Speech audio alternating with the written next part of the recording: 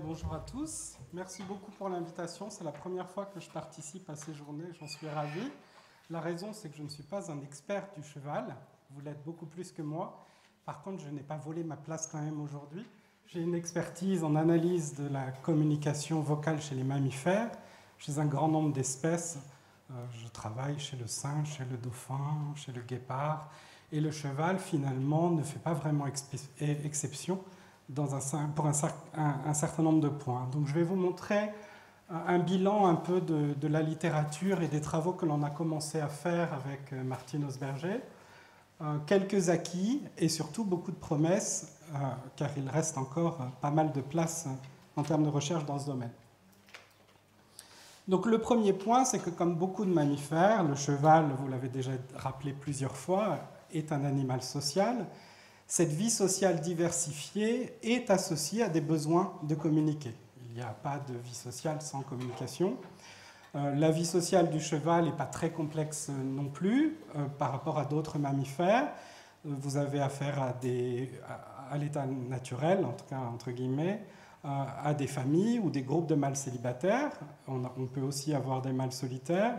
Et au sein de ces groupes, il y a une organisation sociale avec des liens qui relie les individus, une hiérarchie de dominance qui, même si elle est peu exprimée, est très claire, et des affinités sociales avec des préférences souvent dyadiques que l'on peut facilement observer en regardant les proximités spatiales entre les individus au sein d'un groupe.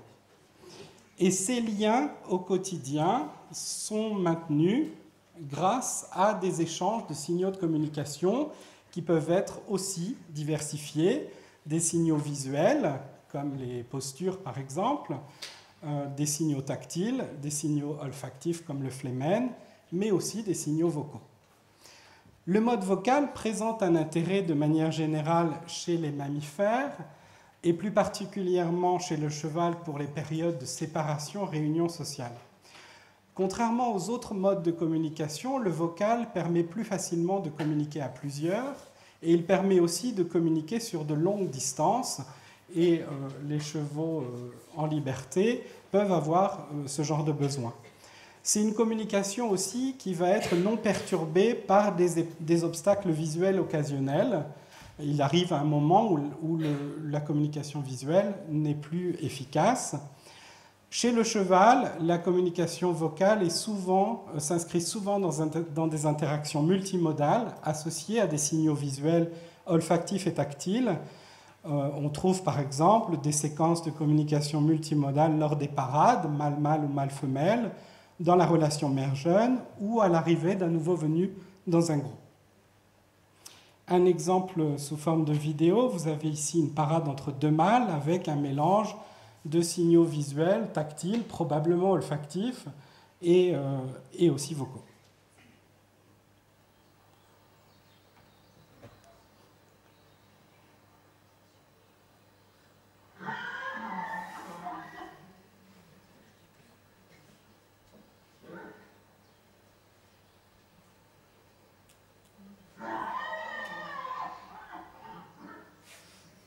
Donc ils ont une maîtrise de tout cet échange de signaux, de manière à ne pas se blesser, et le vocal joue probablement un rôle important dans tout ça.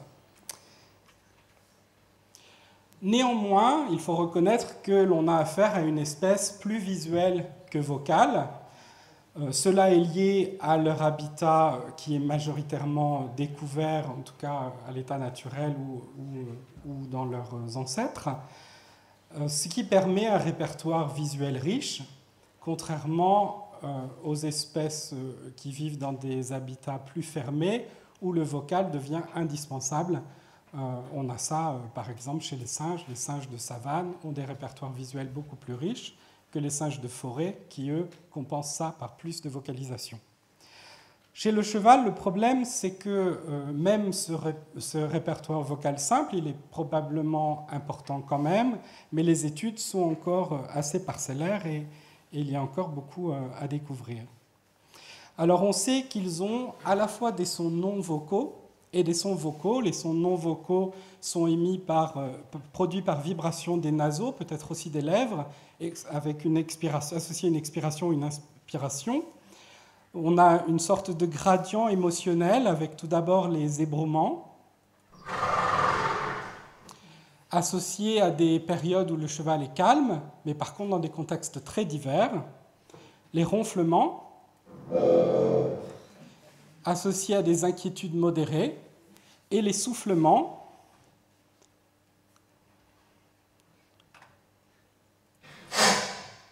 qui peuvent être très intenses, plus ou moins courts, et qui, eux, ont plutôt un contexte d'alarme important. Oh là, désolé, c'est moi qui bug. Malgré tout, les structures acoustiques de tout ça, les contextes précis et donc la fonction associée restent encore à clarifier. Pour les sons vocaux, donc produits par vibration des cordes vocales, ça marche exactement comme chez l'homme. Le hennissement, qui est un appel longue distance et qui peut se propager sur plus d'1 kilomètre. Le niqueur, qui lui est impliqué dans une communication à courte distance. Le couinement, que vous pouvez entendre lors de rencontres de prise de contact. Et le grognement, alors c'est le seul que j'ai trouvé, il n'est pas de très bonne qualité, mais vous pouvez entendre quand même, qui est émis lors d'un confort intense, voire de douleur. Là aussi, les structures acoustiques sont assez peu décrites, les contextes manquent aussi de précision et donc la fonction est à clarifier. Quelques travaux précurseurs que j'ai voulu citer quand même dans les années 70, 80 et 90 et qui montrent l'importance des signaux de communication vocaux dans la relation mâle-jeune, la relation mâle-mâle ou la relation mâle-femelle. Il y a des preuves de reconnaissance du jeune par la mère assez précoces, où la mère va hennir plus après une repasse du hennissement de son poulain qu'après une repasse du hennissement d'un autre poulain, et la réciproque avec reconnaissance de la mère par le jeune, avec un poulain qui répond principalement au hennissement de sa mère au sein d'un groupe. Dans la relation mâle-mâle, il y a une expérience qui a testé la différence de réaction à des couinements des talons dominants ou des talons dominés, et on voit que les congénères s'adaptent et réagissent différemment selon le rang hiérarchique de celui dont on entend la voix. Et dans la relation mâle-femelle, on voit là que les signaux vocaux peuvent même agir sur le plan physiologique. Lorsque l'on repasse des hennissements par haut-parleur, des hennissements des talons, on voit associé à cela une augmentation de l'ocytocine hypophysaire, donc un neuropeptide impliqué dans la reproduction chez la jument. Donc communiquer, c'est transmettre un message. Il y a une première étape, c'est qu'il faut encoder ce message dans la structure acoustique et décoder ce message. Et ça, on a besoin d'études expérimentales pour montrer que les variations acoustiques que l'on observe sont pertinentes et perçues par l'animal et utilisées par l'animal. Déjà en 1972, Cayley disait que le répertoire que je viens de vous décrire est un système de structure graduée. C'est difficile parfois de mettre un signal dans une case. Est-ce que c'est un hennissement, est-ce que c'est un niqueur, est-ce que c'est quelque chose entre les deux, et qu'il y a peut-être, si on s'intéresse à des subtilités de paramètres acoustiques temporels ou fréquentiels, plus d'informations que l'animal est capable de coder pour témoigner, par exemple, de son état émotionnel. Donc communiquer, c'est aussi décoder, et là, par contre, on a des études claires qui montrent qu'au sein des mammifères, le cheval a une très bonne audition. Il a déjà de grandes oreilles mobiles.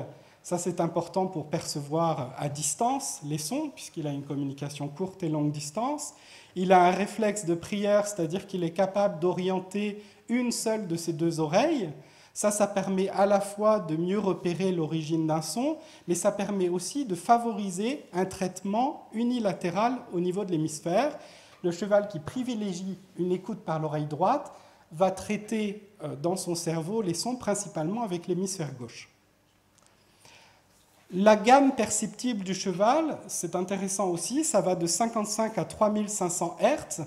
Il faut se rappeler que les ultrasons, c'est à partir de 20 000, donc il entend très bien dans les ultrasons. Il y a des choses qu'il perçoit, des machines qu'il a autour de lui, que vous ne percevez pas.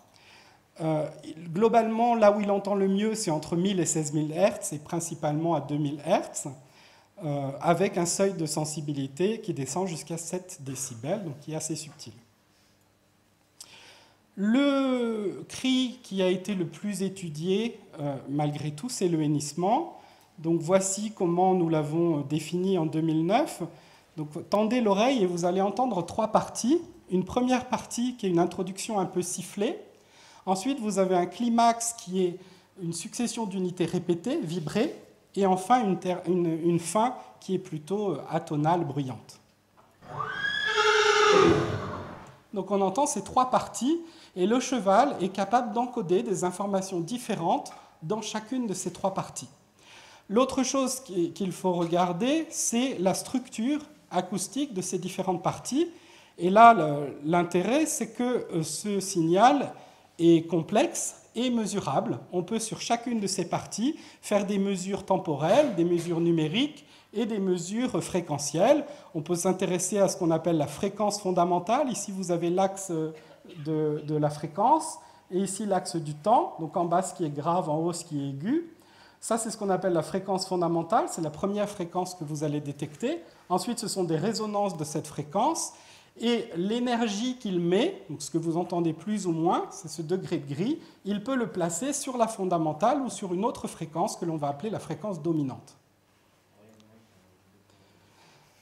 Alors, ce que l'on a démontré dans une première étude en 2009, c'est que le hennissement était une source d'informations multiples, à commencer par le sexe de l'émetteur.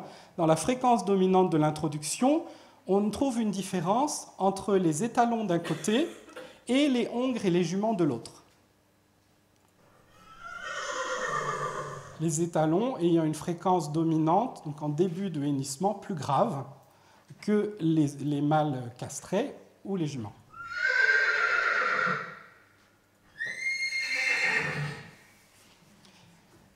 Au sein des étalons, il y a aussi des différences. Si vous comparez un étalon qui est solitaire ou un étalon qui est dominant, on a une fréquence beaucoup plus grave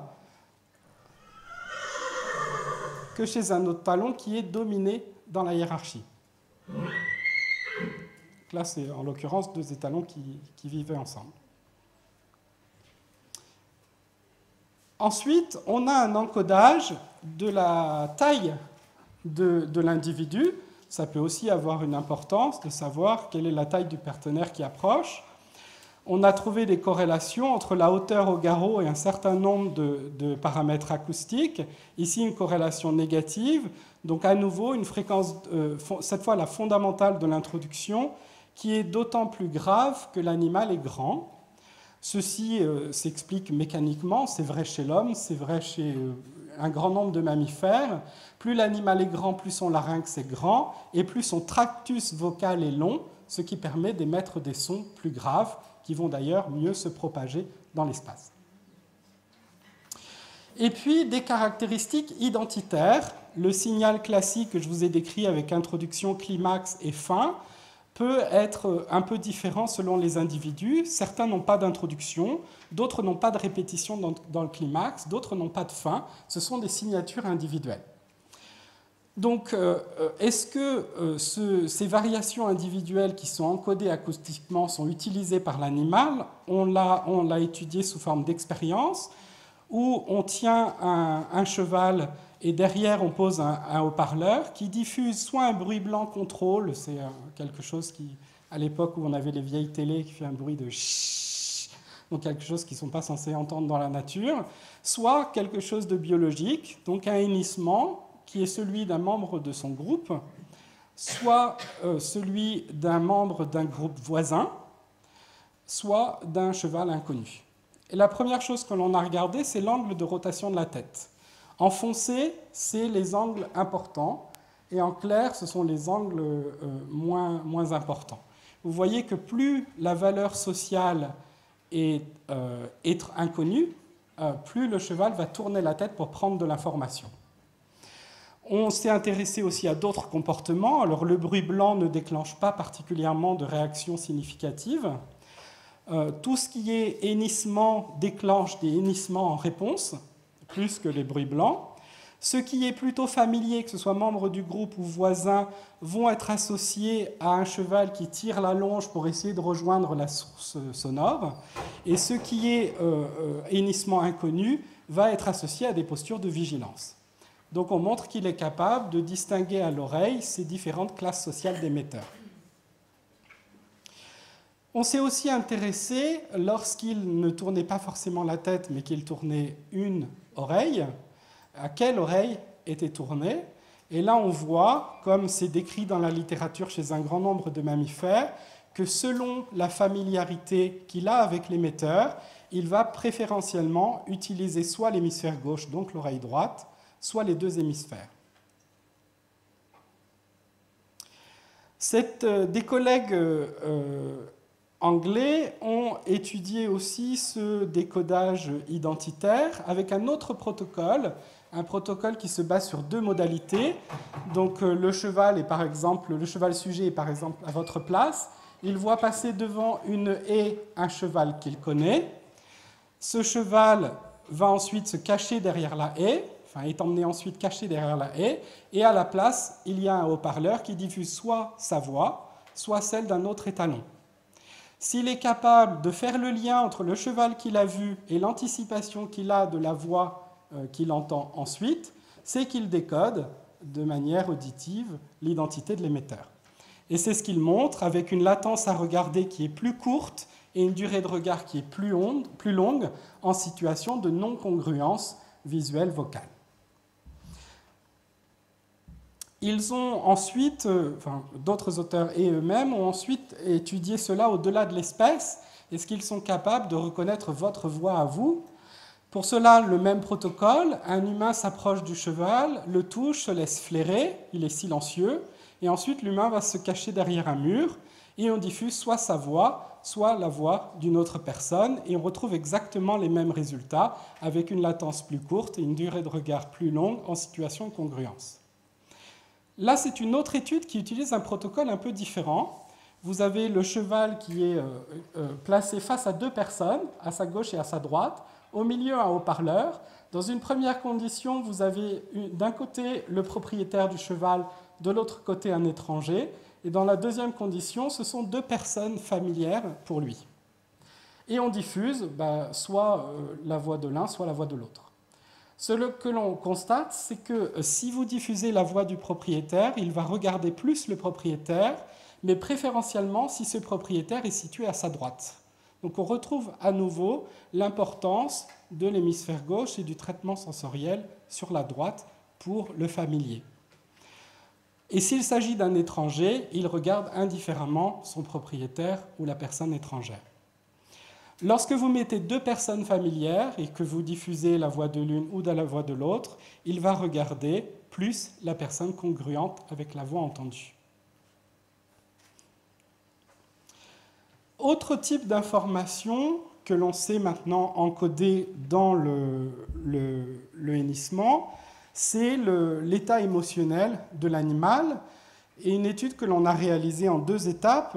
D'abord pour montrer qu'il s'agissait peut-être d'un mécanisme de régulation interne, et ensuite un réel encodage de l'état émotionnel. Donc là, c'est une expérience où on sort le cheval de l'écurie et on lui présente à distance une jument, de manière à créer un certain niveau d'excitation, mais aussi un niveau de frustration, puisqu'il ne peut pas rejoindre la jument s'il le souhaite. Le cheval est équipé d'un polar qui permet de mesurer ses battements cardiaques. Ce que l'on observe, c'est que juste avant de hennir, sur des séquences de 10 minutes, à chaque fois qu'il va hennir, 5 secondes avant, il y a une accélération de son rythme cardiaque, et que pendant le hennissement, le rythme cardiaque redescend à un niveau de base, le niveau de base de ces 10 minutes d'expérience. Donc le hennissement permet de retrouver, permet cette décharge émotionnelle et de retrouver un certain niveau de base. On s'est ensuite intéressé, en comparant les chevaux entre eux, certains sont plus excités que d'autres, on a trouvé des paramètres acoustiques qui permettaient d'encoder cela. Deux paramètres importants, le nombre d'unités répétées au sein du climax, qui est négativement corrélé au rythme cardiaque. Donc, plus le mâle, globalement, a un rythme cardiaque élevé, moins il aura d'unités dans son climax. et la fréquence fondamentale du hennissement qui, elle, est positivement corrélée au rythme cardiaque. Donc à nouveau, ce sont les mâles qui ont la voix la plus grave qui sont globalement plus calmes. Là, c'est une étude de collègues allemands qui ont émis récemment l'hypothèse d'un possible double codage émotionnel dans le hennissement. Donc, ils ont réalisé une expérience de manière à pouvoir contrôler la valence de l'émotion et le niveau d'excitation du cheval. Donc, pour cela, ils ont des chevaux en groupe. Ils ont une situation de contrôle où il ne se passe rien de spécial socialement. Une situation où ils vont sortir un animal du groupe puis le ramener.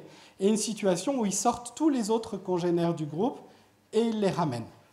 Ils ont associé à ces événements-là mesuré les battements cardiaques et en fonction des différences significatives qu'ils trouvent, ils attribuent un certain code ce qui va de 0 à 2 qui permet d'encoder le niveau d'excitation. Et la valence, pour eux, est positive quand le cheval revient et négative quand le cheval s'en va.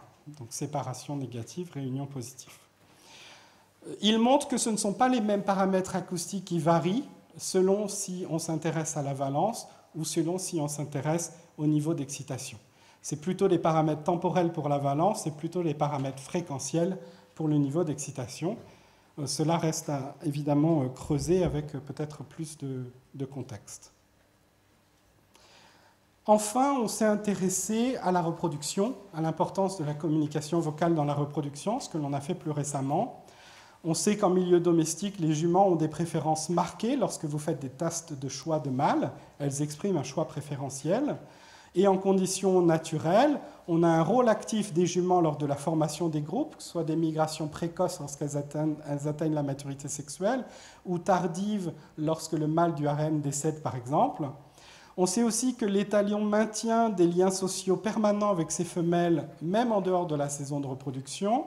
Et on sait que les parades sexuelles mâle-femelle mêlent posture et vocalisation, et que c'est la jument qui généralement détermine l'issue de l'interaction.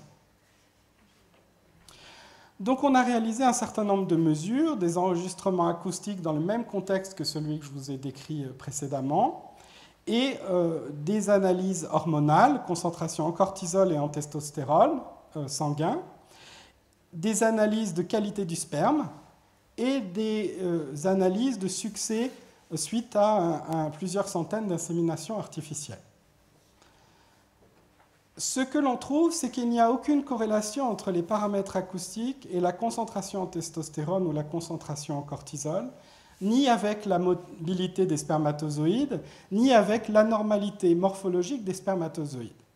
Par contre, on a une corrélation entre la fréquence dominante et le succès reproducteur, à savoir la proportion de femelles inséminées qui sont gestantes à 16 jours ou qui donnent naissance à un poulain, avec les voix les plus graves associées à un meilleur succès reproducteur lors de ces inséminations artificielles.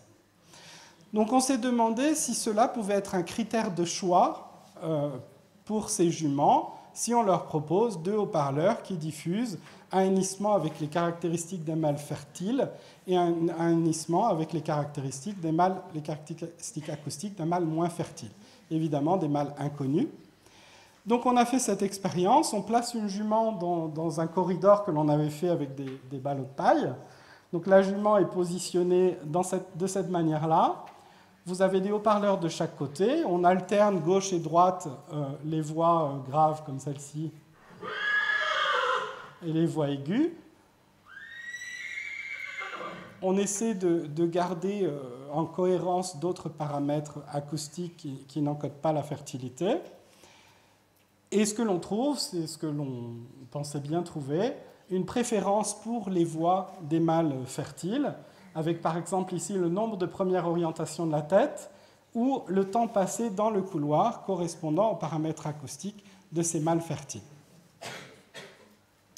Donc, pour conclure, une communication vocale chez le cheval avec des structures, des fonctions et des contextes qui sont encore mal connus, peut-être aussi parce que le cheval ne vocalise pas tant que ça, et les contextes d'émission sont particuliers, ce qui complique les études. Aussi une absence totale d'études développementales, donc c'est difficile de savoir ce qu'il apprend et ce qu'il n'apprend pas à ce stade, mais des applications possibles, notamment en termes de reproduction. Pour terminer, des points communs avec d'autres mammifères. Ce n'est pas une surprise d'avoir trouvé tout cela chez le cheval. On le sait déjà depuis longtemps chez un grand nombre de mammifères. Par exemple, l'encodage acoustique du sexe, de l'âge, de l'identité. On a ça très fréquemment chez les singes comme le gibbon ou chez les mammifères marins. L'encodage du statut hiérarchique, de la taille de l'animal. On retrouve ça chez les hyènes, chez les pandas, chez le koala. L'encodage de l'état émotionnel, à nouveau chez le singe, mais sur des mammifères un peu plus exotiques comme la chauve-souris. Et le succès reproducteur, il y a quelques travaux qui trouvent des paramètres acoustiques encodés aussi avec le succès reproducteur, chez par exemple le bison et les cervidés. Donc, je finis avec un remerciement pour tous les étudiants et collègues qui ont participé à ces travaux et pour l'IFCE qui m'ont permis de mettre le pied dans ce nouveau monde pour moi, notamment des études qu'on a réalisées au Pin, à Saint-Lô et à Lamballe, avec un remerciement particulier pour Frédéric Cuir qui nous a beaucoup aidés.